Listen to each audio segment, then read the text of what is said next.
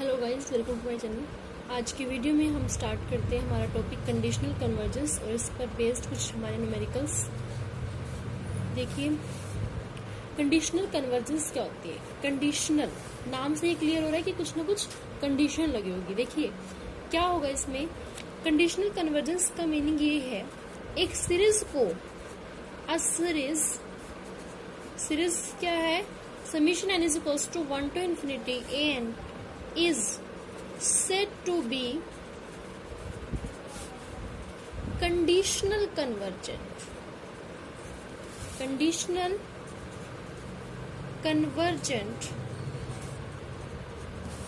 if हमारी first condition क्या होगी इसमें। फर्स्ट कंडीशन है कि जो ये सीरीज है वो कन्वर्जेंट होनी चाहिए, यानी summation n is equals to 1 to infinity an is convergent. ये सीरीज हमारी कन्वर्जेंट होनी चाहिए। और सेकंड है कि ये हमारी जो सीरीज है वो एब्सोल्युटली कन्वर्जेंट नहीं होनी चाहिए। ये सीरीज एब्सोल्युटली कन्वर्जेंट नहीं होनी चाहिए, यानी summation n is equals to 1 to infinity an is not absolutely convergent.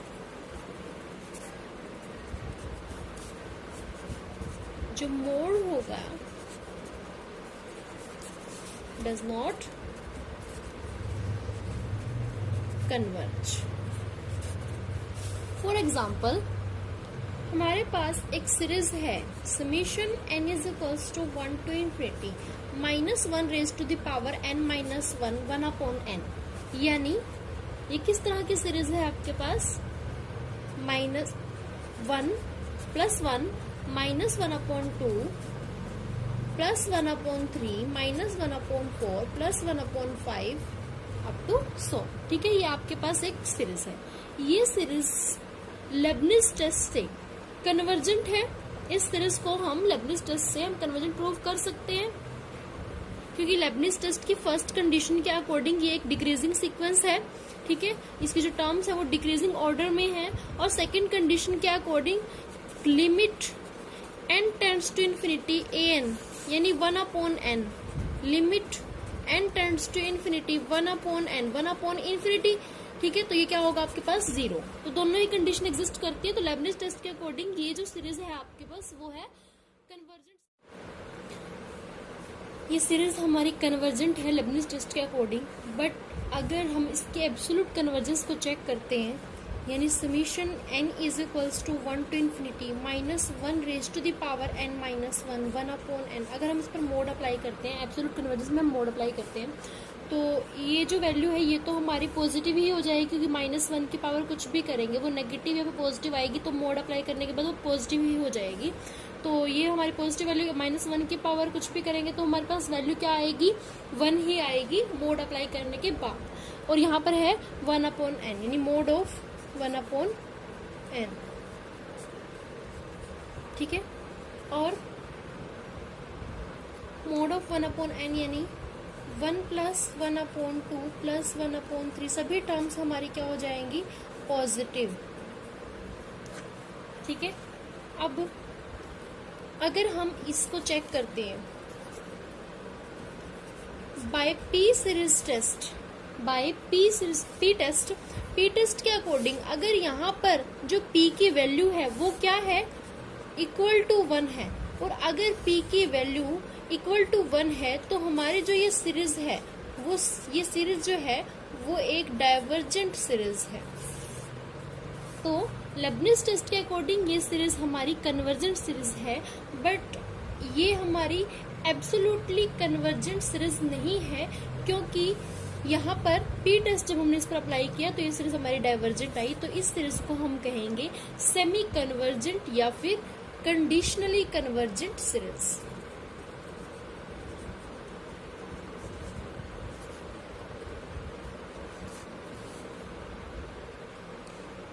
Example number 3 है, test the convergence and absolute convergence of this series summation n is equals to 1 to infinity -1 raise to the power n -1 upon n पे।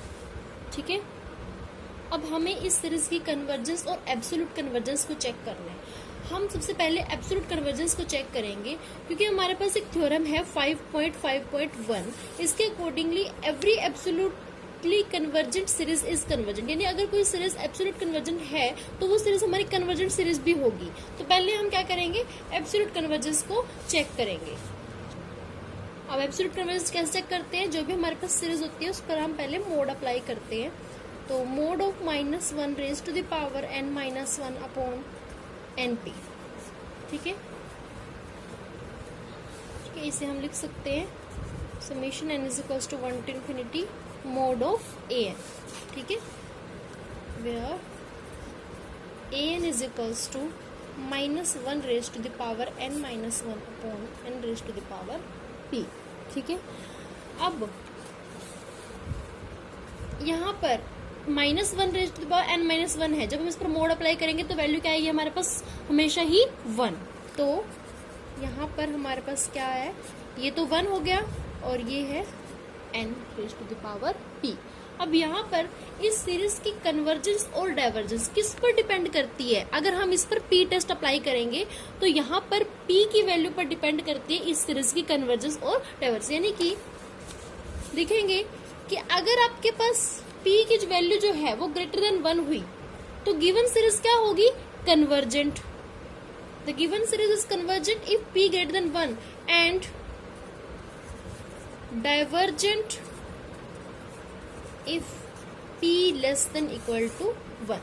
अब यहाँ पर हमने कहा था कि अगर ये एब्सोल्यूट कन्वर्जेंट होगी तो वो कन्वर्जेंट सीरीज भी होगी, लेकिन यहाँ पर तो एक रिजल्ट नहीं निकला हमारे पास। यहाँ पर तो हमने ये कहा कि अगर p की वैल्यू ग्रेटर देन 1 हुई तो वो कन्वर्ज करेगी, अगर लेस देन इक्वल टू 1 हुई तो वो डाइवर्ज करेगी। तो इसीलिए यहाँ पर हम क्या करेंगे, इसके कन्वर्जेंस को भी चेक करेंगे बाय लेबनिज टेस्ट। अब लेबनिज टेस्ट अप्लाई करने के लिए हमारे पास फर्स्ट कंडीशन क्या होनी चाहिए कि इस सीरीज की जो टर्म्स है वो डिक्रीजिंग ऑर्डर में होनी चाहिए। सीरीज है ये,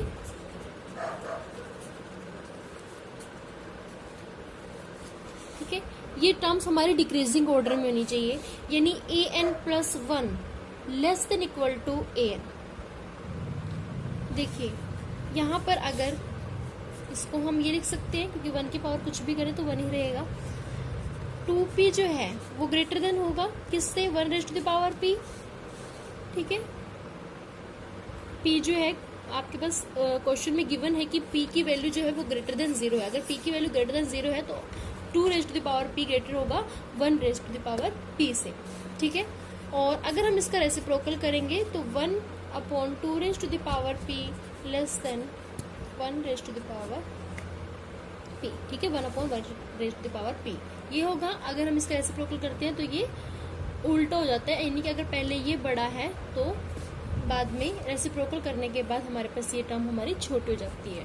तो इसी तरह से अगर हम इसकी जनरल फॉर्म को लिखें कि np अगर छोटा है n+1p से, हमें ये प्रूव करना है कि an+1 less than equal to an हो, ठीक है।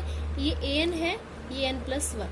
अब यानी कि nth टर्म और ये n+1th टर्म, ये वैल्यू है np less than n+1 raise to the power p।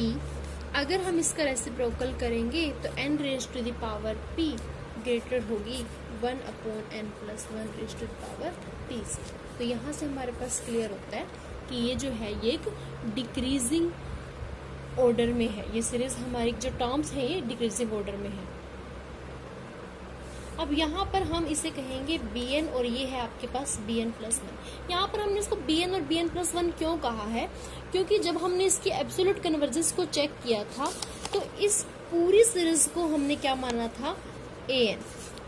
और जब हम लेबनिज टेस्ट को अप्लाई करते हैं, यानी लेबनिज टेस्ट में एब्सोल्यूट कन्वर्जेंस में हम मोड अप्लाई करते हैं, लेकिन लेबनिज टेस्ट में जब हमारे पास एक ऑल्टरनेटिंग सीरीज होती है, यानी -1 raise to the power n-1 into में an ये होता है। तो ये -1 raise to the power n ये है इनटू में an, यानी 1/n raise to the power p, सिर्फ इसको बोलते हैं an। लेकिन हमने पहले ही जब एब्सोल्यूट कन्वर्जेंस चेक किया था तो हमने इस पूरी टर्म को हमने क्या माना था, an। तो अब हम इसको an नहीं मान सकते, हम अगर हमें इसको मानना है, इसको मानना है 1/np को, इसको हम क्या मानेंगे, bn, ठीक है। इसीलिए यहाँ पर हम लिखेंगे bn, क्योंकि an हमारे पास ये है, ठीक है। तो इसीलिए इसको हम जो साथ में होता है इसको हम क्या मानेंगे, bn। तो यहाँ पे bn greater than bn+1। Second condition के अकॉर्डिंग हमें ये प्रूव करना है कि limit n tends to infinity, bn हमारे पास क्या है, 0। तो bn की वैल्यू क्या है, 1/np। तो लिखेंगे limit n tends to infinity bn, यानी limit n tends to infinity 1/n⁻p। यहाँ पर अगर हम n की जगह इन्फिनिटी रखते हैं तो 1/∞ इज इक्वल्स टू 0। तो लेबनिज टेस्ट की सेकेंड कंडीशन भी एग्जिस्ट करती है। तो अगर हमारे पास ये दोनों कंडीशन है तो लेबनिज टेस्ट के अकॉर्डिंग जो हमारी गिवन सीरीज है वो एक कन्वर्जेंट सीरीज होगी, यानी -1⁻n−1 1/np। ये हमारी क्या है, एक कन्वर्जेंस सीरीज है according to Leibniz test. But जब हमने इसके एब्सोल्यूट कन्वर्जेंस को चेक किया था तो हमारे पास ये हुआ था कि अगर p की वैल्यू ग्रेटर देन 1 है तो वो कन्वर्जेंट होगी, अगर p की value less than equal to 1 है तो वो कन्वर्जेंट नहीं होगी, यानी डाइवर्जेंट होगी। और देखिए तो लिखेंगे हम यहाँ पर the given series is convergent, is absolute convergent, absolutely convergent if p greater than 1, कि p greater than 1 पर तो absolutely convergent है, लेकिन less than equal to 1 पर ये absolutely convergent नहीं है। और लेबनिज टेस्ट के अकॉर्डिंग जो हमारी सीरीज है वो एक कन्वर्जेंट सीरीज है। और कंडीशनल कन्वर्जेंस में हमने पढ़ा था कि अगर कोई सीरीज कन्वर्जेंट तो हो बट वो एब्सोल्युटली कन्वर्जेंट ना हो तो उसको हम क्या कहते हैं, कंडीशनली कन्वर्जेंट। तो कंडीशनली कन्वर्जेंट कब होगी ये series, at p less than equal to 1। तो लिखेंगे एंड कंडीशनली कन्वर्जेंट